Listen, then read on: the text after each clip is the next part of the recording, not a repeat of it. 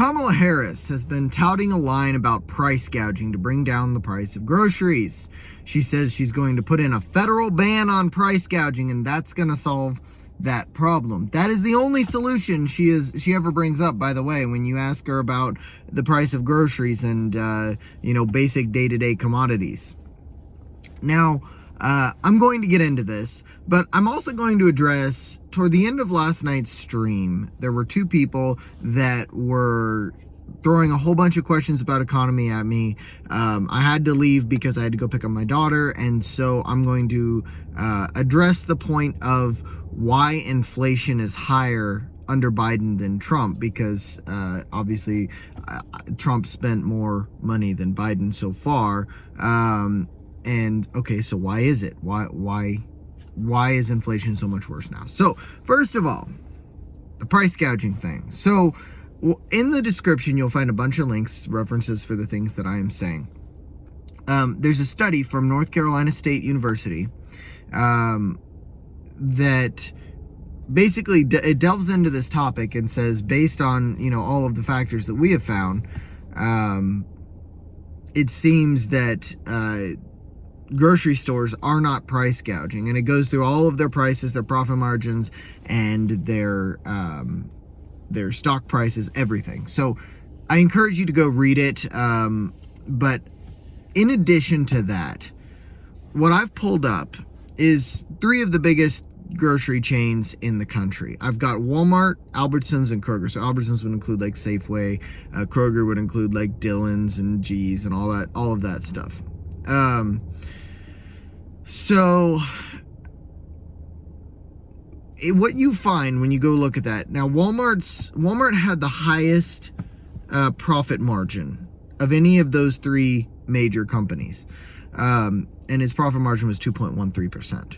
That's a pretty low profit margin. That's Albertsons was about I think it was 1.29%, and Kroger was in that same area, about 1.25%. And you can check me on this. They're in the description. If you don't believe me, go look. Their profit margins are in the articles that I've linked.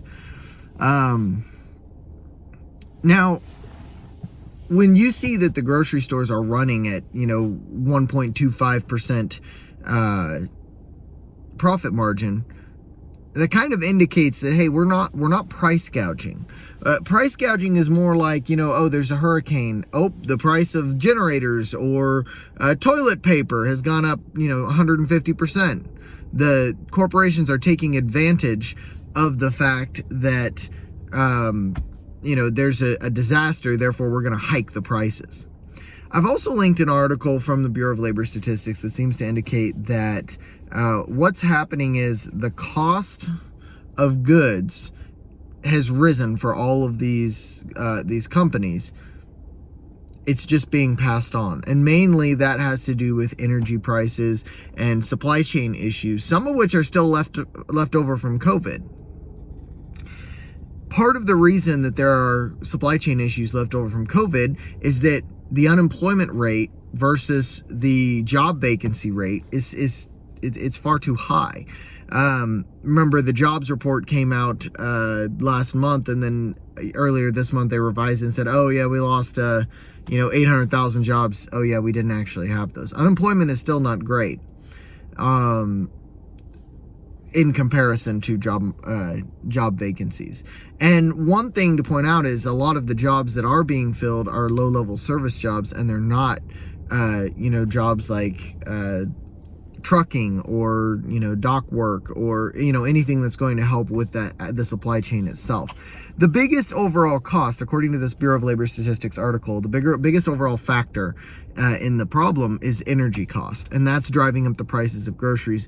But I'm going to use this to bridge into the inflation issue, because this is, again, the single largest driver of inflation as well, according to the Bureau of Labor Statistics. It is energy costs. The supply chain issues, the unemployment versus job vacancies, and government spending all play a role. Now, overall government spending and rate of government spending are also they make a big difference. So if you spend a whole lot of money all at once, then that's going to impact inflation more than spending a consistent amount over time. Well, they'll impact inflation the same amount long term, but you feel the effects faster if you spend a whole lot. In the last 3 weeks, the federal government has spent almost $500 billion. And I've linked the deficit tracker, so you can go check all of that out. In August, I believe they also spent almost $500 billion. It was $470 billion. So all of these factors go together into causing inflation. Now, if you asked me, and the people in the stream last night did ask me, to pinpoint exactly why, even though Trump spent more than Biden, why inflation is lower, well, I may sound like a cop-out, but I don't actually know the answer to that. I'm not an economist. I can tell you these factors play a role. I don't know which ones play the biggest role in it. But what I can tell you is that when you're telling me that the economy is good right now, you're gaslighting me, and you're gaslighting everyone who is buying groceries. In fact, I told them, I said the interest rates were too high for me to buy a house. In April, I went to try to buy a house with 6 figures of income and an 800 credit score. The interest rate offer that was on the table was 12%. Now, I understand that rates have come down a little since then, but that was true when I said it, or when I applied. And I'm not in a position to buy a house right now, in large part because of inflation making our day-to-day bills higher, but also because of the interest rates. Interest rates are still astronomically high. You know, my in-laws got 2.8% on their house. You know, I can't afford. I mean, right now, I think that the rate that was thrown at me in the chat, and I have no idea how true this is, was 6.75%. That's still insane for a house. But the point is that, you know, inflation is higher, and it's not price gouging that's causing people's astronomical grocery bills. The grocery bills that we're seeing are due almost entirely to inflation, and in large part to energy costs. So Trump's plan of lowering energy costs through his Drill Baby Drill initiative is actually a very good one that ought to drive down these prices for day to day. Now, the last thing I want to touch on is that, you know, one of the big points that the Democrats make is that tariffs will raise costs on people by like $3,000. Now, I'm not going to get into the whole tariffs issue because I've not got enough time at the moment, but I can make a video on it later if there's enough demand. But the inflation that has been caused by the Biden-Harris administration has cost people nearly $30,000. The average family, nearly $30,000.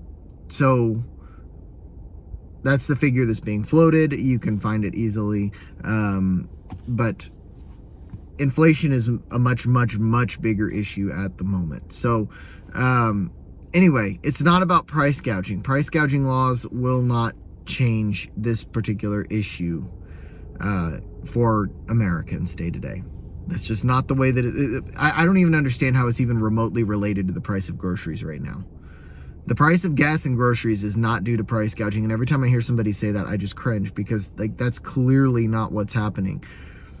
All you've got to do is look at the profit margins of the supermarkets and you know, just watch how it increases day to day.